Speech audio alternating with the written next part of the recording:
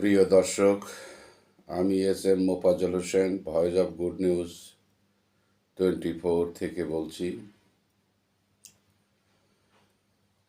আমি কোনো বিষয়ে আলোচনা করার পূর্বে আমি আপনাদের সম্মুখে বিস্তর না হলেও কম বেশি আলোচনা করে থাকি, এবং যেটা আমার মনের মধ্যে সবচাইতে বেশি রেখাপাত করে সেটা কারোর বিপক্ষে চলে গেলেও আমি সেটা বলার চেষ্টা করি।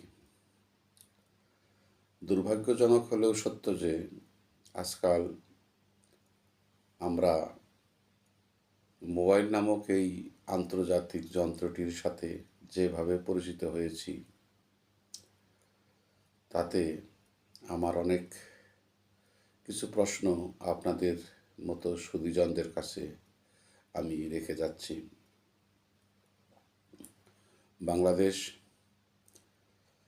90% মুসলিম অধ্যুষিত একটি দেশ। আমরা বিশ্বের কাছে কোন শ্রেণীভুক্ত লোক, কোন শ্রেণীভুক্ত দেশ, এটা আপনারা সবাই জানেন। বর্তমান দেশের সরকার প্রধান, রাজনৈতিক প্রধান, রাজনৈতিক দলগুলো যেভাবে তাদের পক্ষে বিপক্ষে কথা বাড়াচ্ছেন, কথা বলছেন, সেটার ভিতরে আমি কখনোই রাজনীতিক বা ধর্মীয় কোনো বিষয়ে আজ পর্যন্ত আমি কোনো আলোচনা করতে যাইনি। কারণ এটা একটা স্পর্শকাতর বিষয়। এ নিয়ে আমার মেধাও কম, এবং আমি এটাকে সেরকমভাবে দেখিও না। কারণ দেশ পরিচালনা করার ক্ষমতা আমার নেই, কিন্তু দুই চারটি কথা বলার অধিকার আমার আছে। আজকে আমাদের ছেলেমেয়েরা যেভাবে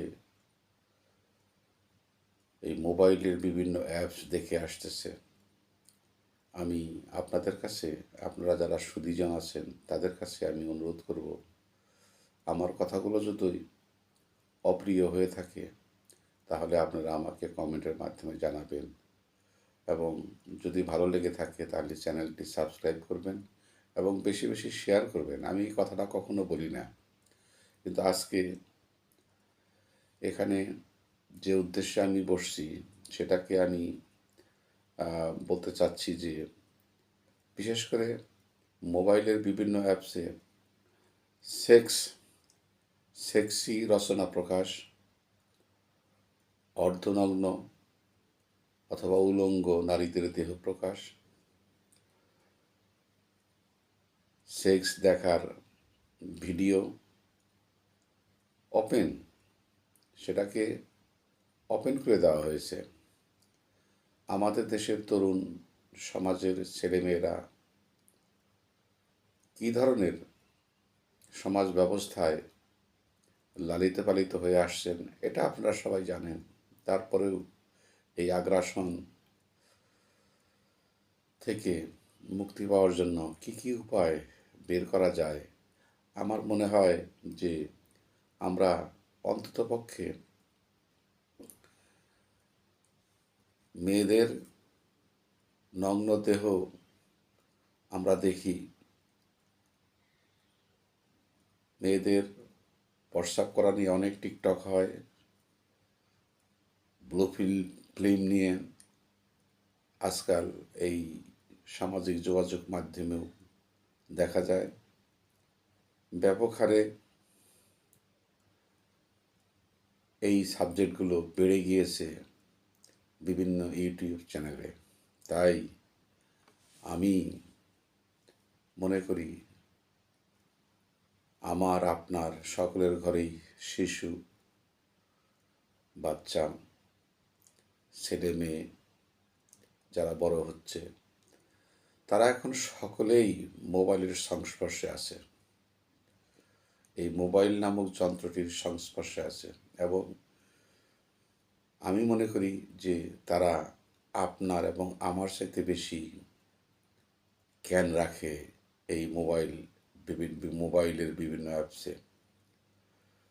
আমি আশা করব যারা এই তথ্য প্রযুক্তির যুগে যারা এই সংক্রান্ত বিষয়ে যারা সম্পর্কিত, জড়িত, তাদের কাছে আমি সবিনয়ে অনুরোধ করব অন্ততপক্ষে এই সামাজিক যোগাযোগ মাধ্যমে আমাদের ছেলেমেয়েদেরকে রক্ষা করার জন্য অন্ততপক্ষে এই ধরনের ভিডিও যাতে প্রকাশ করা না হয়, এই ধরনের ভিডিও ব্যবহার করে অর্থ উপার্জন করার প্রচেষ্টায় কেউ কেউ রত আছেন।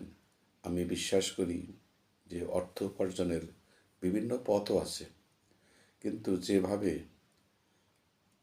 শুধু আমি দেখি না, আমার মনে হয় আপনারাও দেখে থাকবেন, অনেকেই চুপ করে থাকেন। কাজেই আমি আপনাদের সকলের কাছে সনির্বন্ধ অনুরোধ রাখব, আপনারা সকলেই সোচ্চার হন।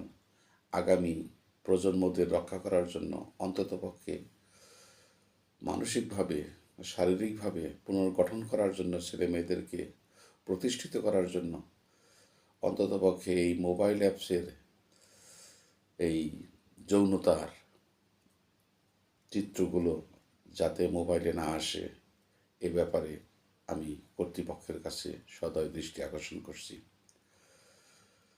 তারপরেও আমি বলবো,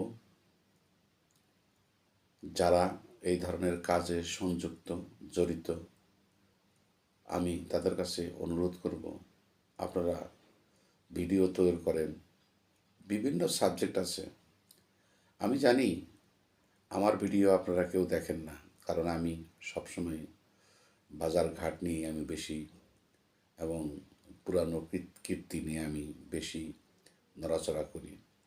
যাই হোক, সেটা বড় কথা নয়। বড় কথা হলো আমার এই সেক্সি, ব্লু ফিল্ম, নগ্নতা এবং আরও অন্যান্য জঘন্য ক্রিয়াকলাপ যাতে মোবাইলে সরাসরি না আসে, এ ব্যাপারে আমি কর্তৃপক্ষের কাছে দৃষ্টি আকর্ষণ করছি এবং দেশবাসীর কাছে আমি অনুরোধ করছি, আপনারা একটু সোচ্চার হন, আপনারাও প্রতিবাদী হন।